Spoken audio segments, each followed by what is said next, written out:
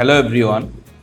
ফাইবারে zero order থেকে success, একটি জিনিস বদলালে আপনার সব কিছু বদলে যেতে পারে।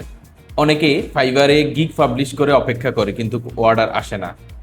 তারপর তারা ভাবে ফাইবারে কাজ নেই, কাজ আসে না। আসলে সমস্যা ফাইবারে না, সমস্যা হচ্ছে আমাদের স্কিলে। সমস্যা হচ্ছে আমরা রীতিমতো গিগ অপটিমাইজ করি না, স্কিল ডেভেলপমেন্ট করি না। আমাদেরকে যে প্রপার স্ট্র্যাটেজি মেনটেন করে, যে প্রপার ওয়েতে ফাইবারে গিগ অপটিমাইজ করতে হয়, সেই জিনিসটা আমরা করি না।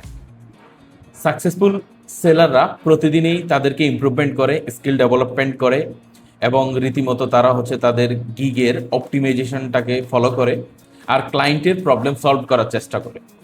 মনে রেখো, ফাইবারের সাকসেস ওভারনাইটে আসে না।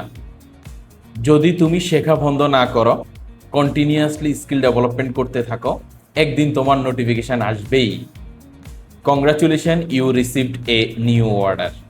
সেটা আগামী দিনের একটি সাকসেস স্টোরি হতে পারে। Thank you.